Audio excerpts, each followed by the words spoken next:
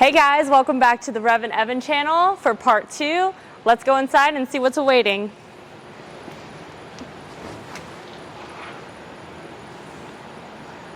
Oh, look who it is! Rev and Evan! Part 2, American Muscle Car Museum. Welcome. We've got Ed, we've got Evan on camera, Mark, Dakota. We're gonna have a fun day. We hope you checked out part 1. Before we get started with this, if you haven't already done so, please subscribe to the channel. Always leave a comment. We want to know what you think. Hit that like button. Ed, what do you say we get rolling? My mind is just blown. Well, you look at the sheer size of this thing, and just give you quick specs for our mathematicians out there. We got 500 feet east to west, 180 feet, north to south, and 32 feet tall. This is 90,000 square feet. We just came from the front showroom, and you look back in here, and it's like, oh my gosh, look at all these cars. The neat thing is with Mark's vision, you can see he put all the rows in themes. So since we walk in here, we've got our Porsche cars and our Porsche tractors, which, hey, why do we have Porsches in the American Muscle Car Museum? First off, it's his place. The second thing, as a high school exchange student for senior year of high school, he got to, in a sense, visit Germany and live with a family, and in a sense, fall in love with the Porsche cars there. And they're amazing cars. Oh, I mean, as a former editor of Muscle Mustangs and Fast Fords, yes, and I've owned pretty much every generation of Mustang from the Fox body to present. Yeah. I just love Mustangs. I love Fords, especially older Fords, but I do love all cars. American muscle cars, German cars. I'm a car guy. I can appreciate just about anything, even the Porsche tractors are neat. Anything mechanical, trains, planes, I love it all. So I could see where you're going with that. I mean, and that's how I feel you should be. Certainly, hey, Chevys might be your favorite, Mopars might be your favorite, but if you like cars, you really should be able to appreciate everything, because everything has a story, especially performance Well, stuff. even like these here, as far as the cars having a story, this one right over here, you see the 21 on the side? That's the year Mark's youngest son was born, for he asked for 21 on the side of that. Along with these cars, like you said, you get in them, and the performance, the quality, it's impressive to drive them. And then you look at the Porsche tractors.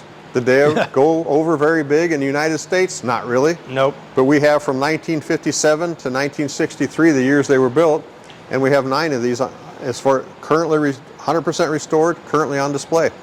Yeah, my buddy Brian Lonis, who's an NHRA TV announcer, he's a huge tractor guy. He's got a thing for tractors. He would absolutely love this. And even like you were mentioning about the Porsches, the 911 especially, a true performance brand, and kind of like the Mustang, they're not just built for road racing or drag racing. In a sense, these would be a tribute to the cars the 959 eventually become, where they would race, in the mid-'80s. They did fantastic. I mean, stunning cars.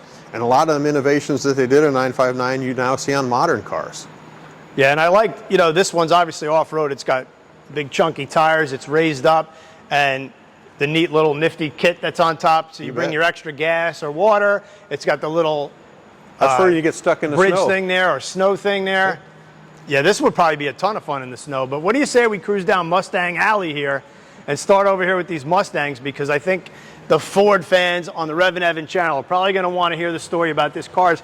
And we're starting at 64, 65, and it looks like we go down through the Fox body stuff. So we do. This is my game right here. And every car has a story, and this car has an exceptional story that is very close to the museum. And what I mean by that, this was Mark's original Mustang. He loves this car, 1965, and this one he took to Revology Cars out of Orlando, Tom Scarpello that you know. Sure, former SVT engineer. Correct, and Tom is great to work with and has, his fascinating facility, high quality, and you can see this one done here. I mean, it stands out. Yeah, even though it's in a darker color, the metal flake in the paint, unbelievable, every line sharp.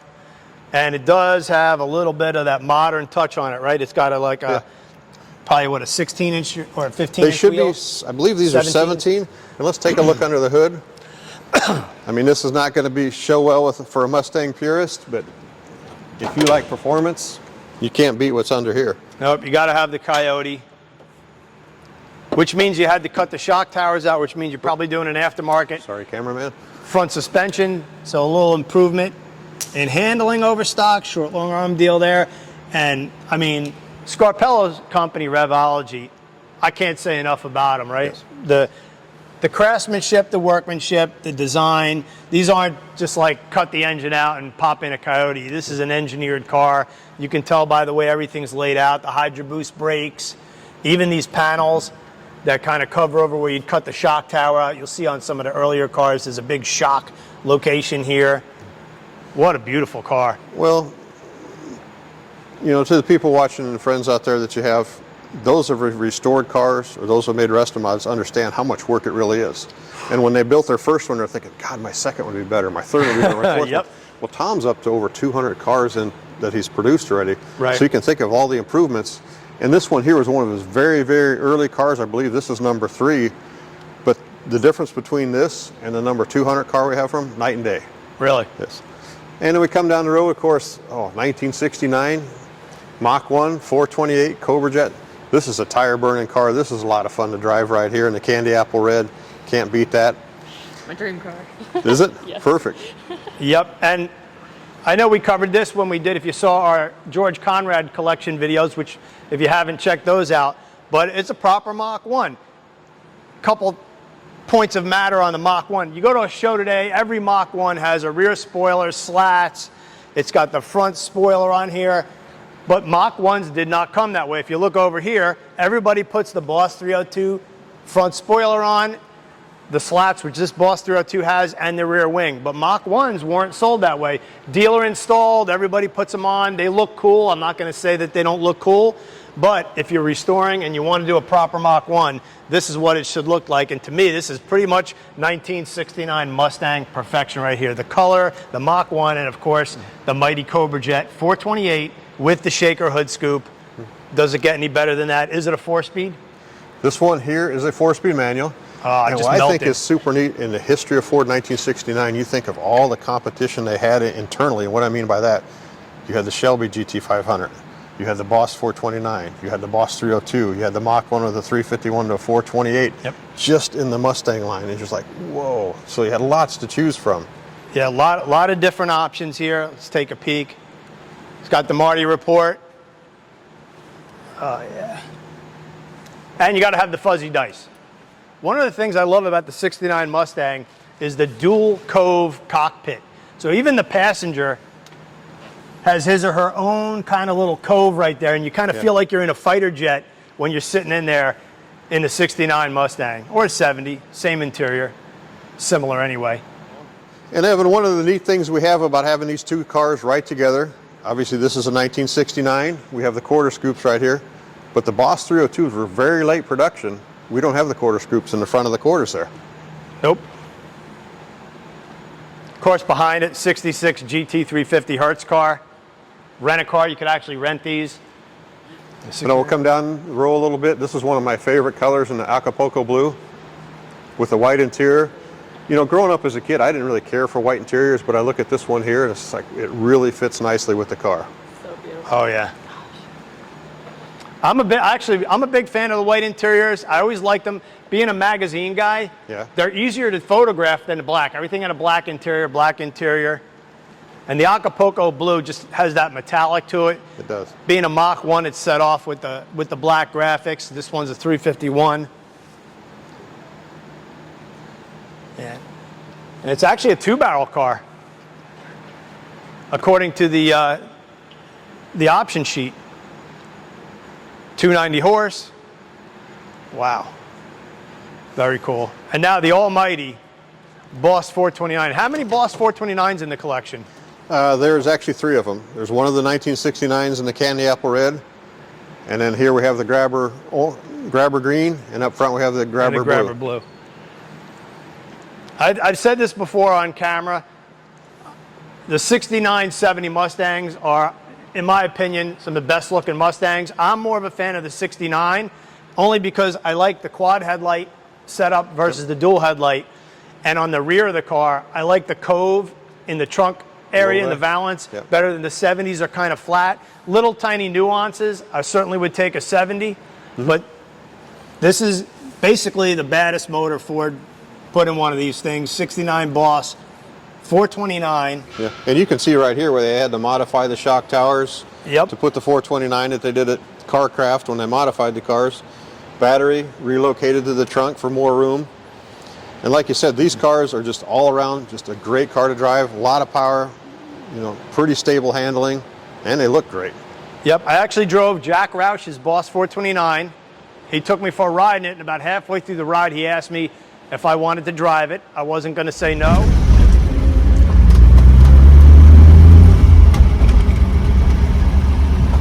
Wow. This is too cool.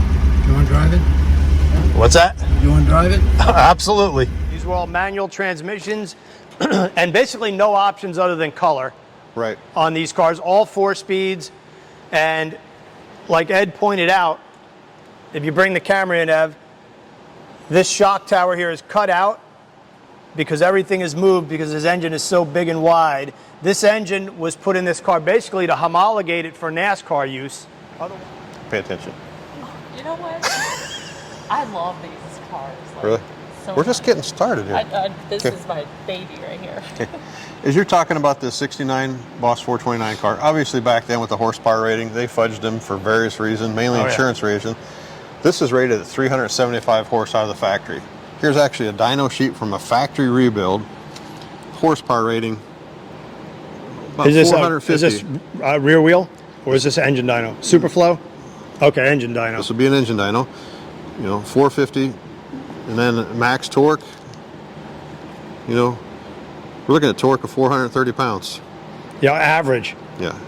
You know, in a high, 442. Yeah. 440. But look how long it holds it for, like almost 500 RPM. It's holding peak torque. Yep. And then if you're curious as far as RPM, yeah, it took it up to. It's still making 450 horse at 5,800 RPM. Yep. Probably was going to keep going up if they kept revving it. All right, so here's the question, Dakota. Red or green? Oh man. Or blue or yellow? Hey, we got them all. I know.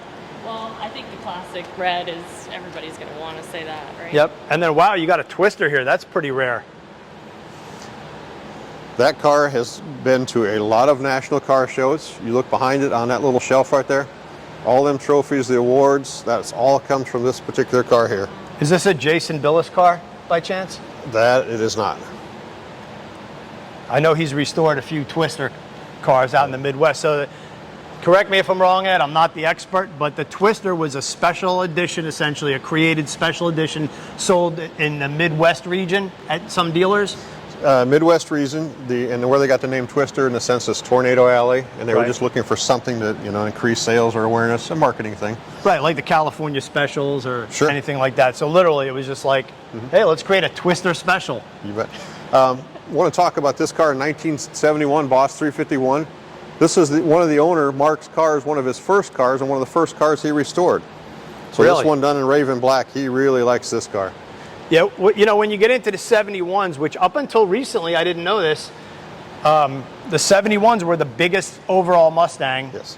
until the current model. The 2024 is actually a scotch bigger than these. Really? Yeah.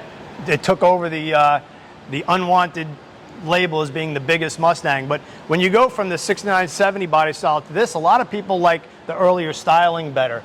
But driving them behind the wheel, these are fantastic cars to drive the seating position.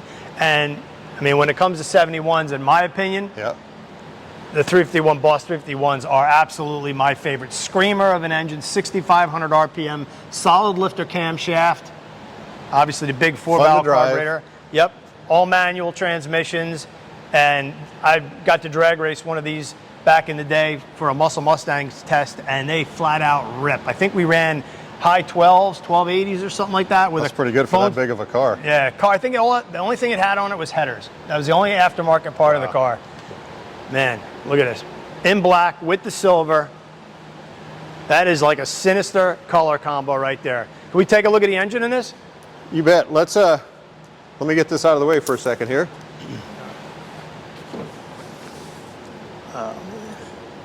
Big Hurst T-handle on the 4-speed top loader. And this being a Ram Air car, you got the sealed air cleaner. Whew. Original style battery. Even all the stickers, the battery okay sticker. Oh man, Ed, this is beautiful. Now on this one here,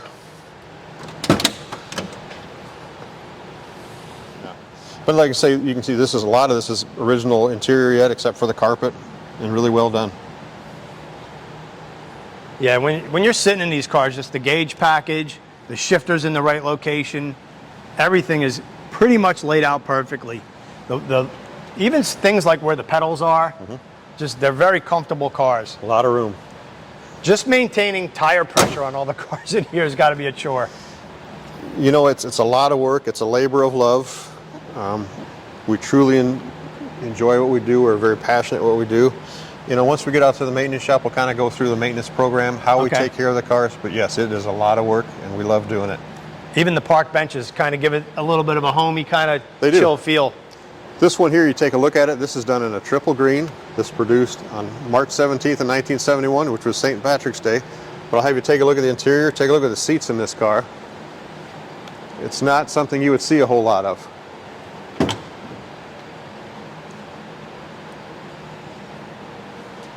Oh yeah, look at the pattern on the seats.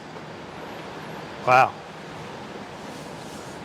My buddy Mark Wilson, who's a former engineer at Ford, yes, and he's helped me out with quite a bit of projects and video stuff. You may know Mark Wilson. He's got the same green 429 car that was sold originally in Japan. Really? Yeah, it was exported to Japan, so it's got a lot of different lighting features and different things for export. And at some point it was brought back to America, and he owns it. It's kind of neat. There's a bunch of writing under the hood, like change the oil sticker in Japanese and things like that. It's a pretty unique car. Same color, looks almost identical to this. And now we move to the Mustang II. This would be where they were struggling for, I would say, horsepower. These would have not quite 150 horsepower in 1978. Literally, the interior looks like you took a pair of your uncle's golf pants and cut them up and made the interior out of it. But at the time, it's what they had. Yeah, I mean, it really kept the Mustang going in a time when, you know, the country was in a tough time as far as expensive gasoline and very low horsepower, and insurance was high. It was a tough time for America in the mid-70s. Yeah. And it was, I guess it came more about style. This, the King Cobra, you know, Charlie's Angels, right? Well, and also you look at this car, and I'll have your cameraman take a shot of this, but you stand here and look at how much shorter it is in the car. Evan's in the way. Get him out of the way. I'm getting out of the way. But you can see how much shorter it is than the 71 next to it. Yeah, this thing is tiny by comparison, but it does have some neat options. It's got T-roofs, obviously. Anybody can see that. I don't know that I've seen one with this kind of like tonneau roof kind of trim going over the top of the B-post. But it's got the Cobra wheels, 4 lugs. Look how tiny the wheels look by comparison. They almost look like there's something off a golf cart compared to what we see today. They really do. But this was a cool car for 1977, 78. Yeah. And they had some cool graphics. And this one's an odd color combo. It really is. I mean, the tangerine and, you know, black colors that they have with it. But this was a car that is very hard to find any of these cars that are in really good shape. And along with that, just try to find restoration parts for them. Yeah, it's hard to imagine that a V8 could only make 139 horsepower. Yeah, not much at all. It's really anemic, but it just shows you how far we've come, because today the same displacement engine makes 500 horsepower in the Dark Horse Mustang. So it's almost 5 times the horsepower with today's technology, which... That's amazing in itself. It's pretty amazing, and gets better fuel economy. You would trust it to drive it further. It probably runs a lot better, but, you know, it saved the Mustang for a short term until we became Fox body Mustang people. And here, the 1984 convertible, beautiful car. And this is, a lot of people don't know, they made the GT350 that year too. Yeah, and this one is one of our low mileage cars. This has less than 20 original miles on it. So wow. This is a time capsule. You know, started as the Ford Fairmont, the Fox body vehicles, and then became the Mustang. And by 1987, 225 horsepower. And my first brand new car was a Fox body Mustang. I still own it. Wow. 87, 5-liter, 5.0. Those were good looking cars. I couldn't believe I owned one. I had read about them in Hot Rod Magazine. I'd seen them at the drag strip. I was reading Cars Illustrated at that point magazine, and they were just knocking them, you know, dead at the drag strip. Tony DeFeo, Neil Van Opry, and boy, when I got my 5-speed and started to learn how to drive it and tune it, I had a lot of fun with that car. I ended up doing a lot of fun things. And You were walking tall, stepping over the line, I was. chest puffed out. Yeah, so we'll jump right to this 7-Up model. You know why it's called a 7-Up model? No, why? It was actually designed to be a 7-Up promotion car, and then they ended up not using it as a promotion car, but Ford went ahead and built them anyway, so they're called the 7-Up cars. So it's like 7-Up green with the white top, and a lot of people like them. They based off the LX50, but had the turbine GT style wheel, white interior. They are definitely neat cars. And it's very hard for me to focus on the 7-Up car when my all-time favorite Fox body is sitting right next to it, the teal 93 Cobra. I love the color on this car, and it fits so well. Unbelievable. This is basically what I designed my race car after. If you guys have seen pictures of Project Stocker, I went with the teal green when I converted my car from the LX50 into a Cobra for use in NHRA racing. This one looks like it's spectacular. These things had 235 horsepower. They had a 480 lift cam as opposed to 444 on the Fox body. They had the GT40 iron heads, the Cobra intake, 65 millimeter throttle body, and that beautiful body work. And they were offered in red, black, and this awesome teal, which is my favorite color.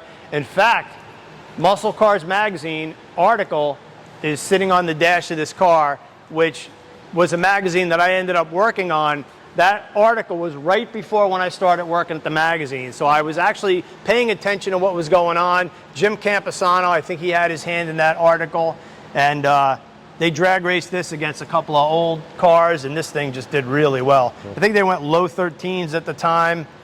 And this one has the opal gray interior, it says on the sheet here. Yes. And this is a 35-mile car. It is. Wow.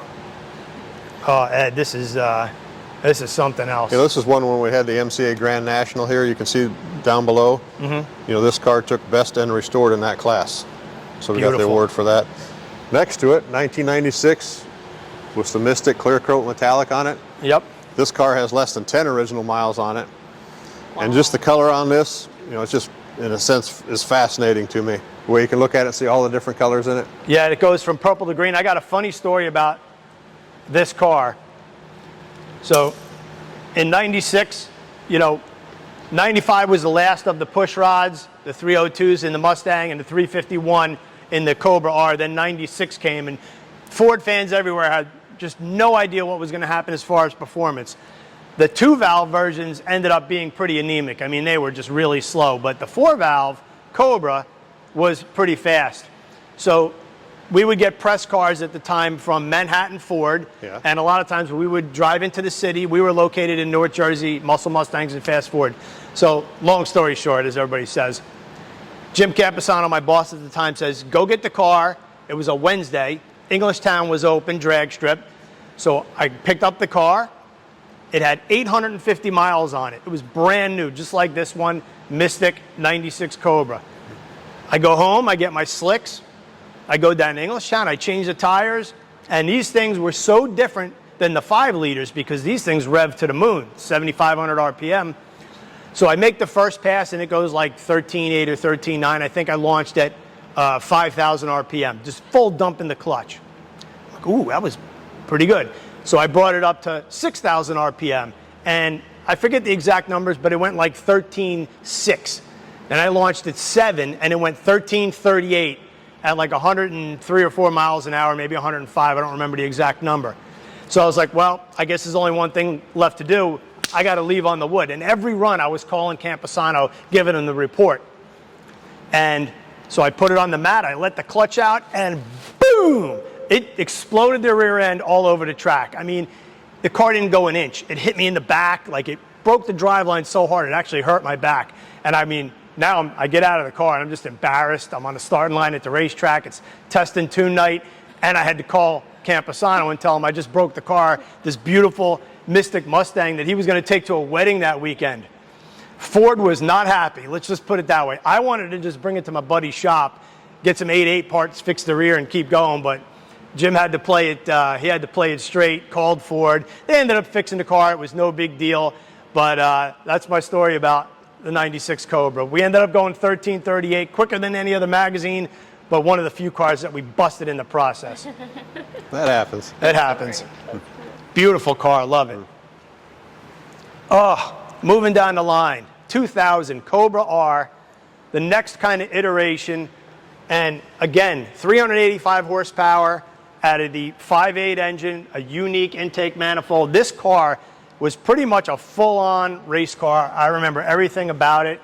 We got one from Ford for testing at the magazine back in the day. We took the splitter off it, we took the wing off it, we did everything we could to try to go fast. We went and got cheesesteaks in Philadelphia with it and put it on the cover of the magazine.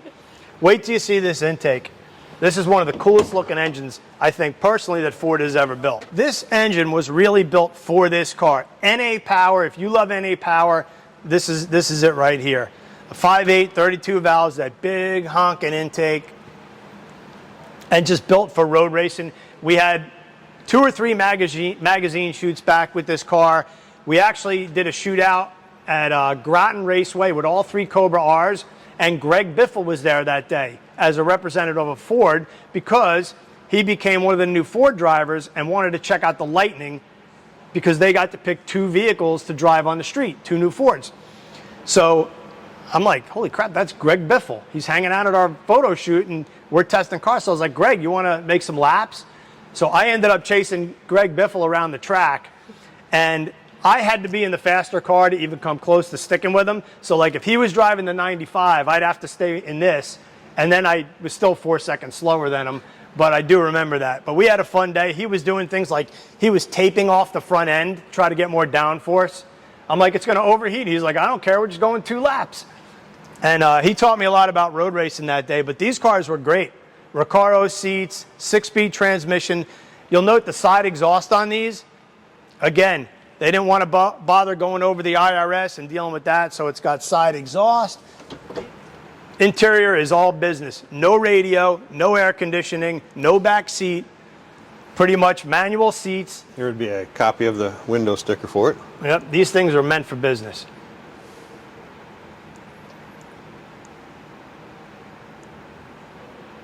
You know, people today put these kind of wings on cars because they think it looks cool, but Ford designed this for actual downforce. And my man Evan on camera today, he's Evan too, is a pilot, so he knows about wings. You can see it's actually upside down with a huge flap on the back. A lot of downforce. I think when we took the wing off, we unbolted it at the drag strip and picked up like 2.5 miles an hour. Really? In a quarter mile, yeah. I want to say we went from like 110 to 112.5. Some numbers I can actually, they're locked in a steel trap. Super fun cars though, a lot of RPM, and that side exhaust sounded really good. And even like the Zeus fasteners here on the front, we took this off for the drag strip, but a lot of downforce on the front end. You can see the Zeus fasteners. These cars were shipped actually with this in the car all wrapped up. Oh my God. Now, come closer down a little bit farther. We got the 2013 Boss 302S over here. You know, we got 2020 Ford Shelby GT350R, the Terminator 2003 SVT Cobra, and a Parnelli Jones Special Edition. these were actually really neat because Steve Saleen actually took the motor out of them and upgraded the engine. I think they had better pistons, better connecting rods, a few other better internals. These weren't just stickered up chassis cars. He did quite a bit with these cars, and you've got all the cars that I have stories about, Ed, which I think is pretty neat. We're not even done with the first row yet. Oh, I know, and I'm already in heaven. All right, so here's my story about the Parnelli Jones Saleen cars. First of all, love them.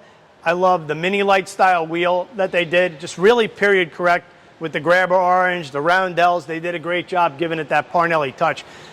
When Steve and Saleen came out with this car, I got invited to the press launch, so I go out to LA. There's only a handful, maybe 7, 8 journalists, maybe there's a few more than that, and Parnelli Jones is there. So Steve, when we go for the road drive up through the mountains, he pairs me with Parnelli Jones. So I'm driving along and I'm sitting in the car with Parnelli Jones, and I'm like, oh my God, this is like the coolest thing ever. And I'm leading the whole train of journalists around the mountains and the canyons. And after about 5 minutes, I was like, you know, I've driven a million of these cars. This is great.